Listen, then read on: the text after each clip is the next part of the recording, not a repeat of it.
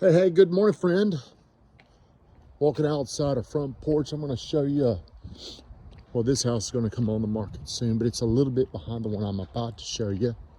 But I want to show you how do you buy one of these houses over here in Riverview Cove. That house, it's going to be a little under 1.4. So what I'm talking about is, good morning, how are you? Hi. Going to talk about how do you buy these houses. And that's probably a 1.6, 1.7. I think that one's like 1.2.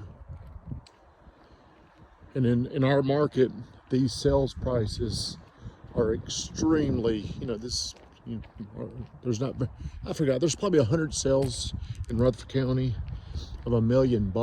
So this is out of 6,000 sales, 100 of them are in this price range. But how do you do that?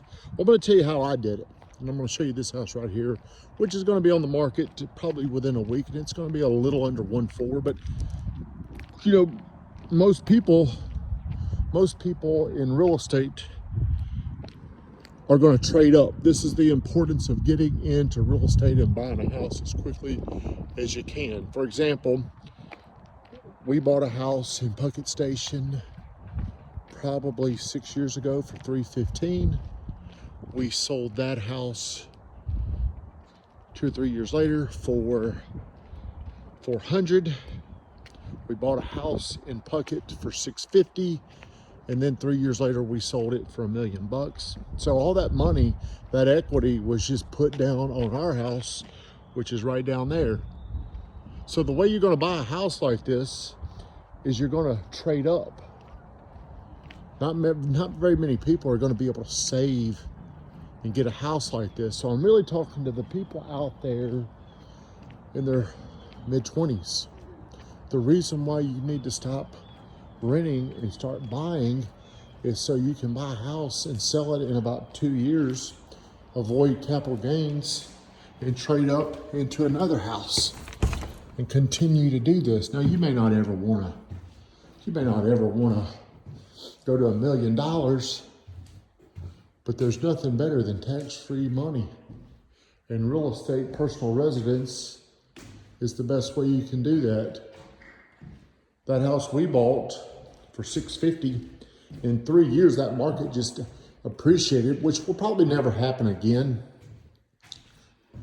Went from $650 to $1 million in 3 years. Then we just parlayed it into our house over here. Now our payments have gone up. You're gonna have to make more money, but most people that you see that are buying these kind of houses, they're trading up into them. Hello. Hi. How are you today? It's cold in here. So if you're considering renting, I would challenge you until you start buying. Own real estate.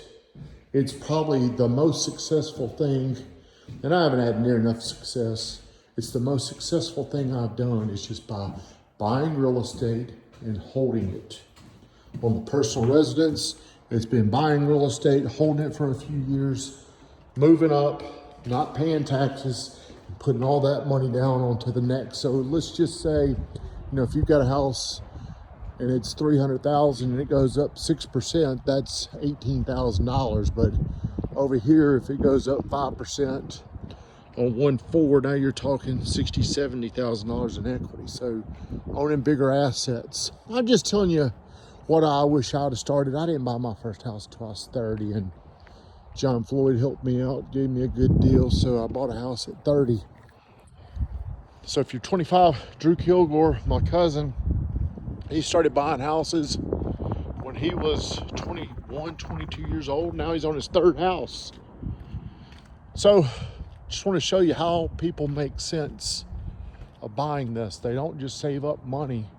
It's the hard way. You don't want to save money. You want to create money. And the best way to create it is equity.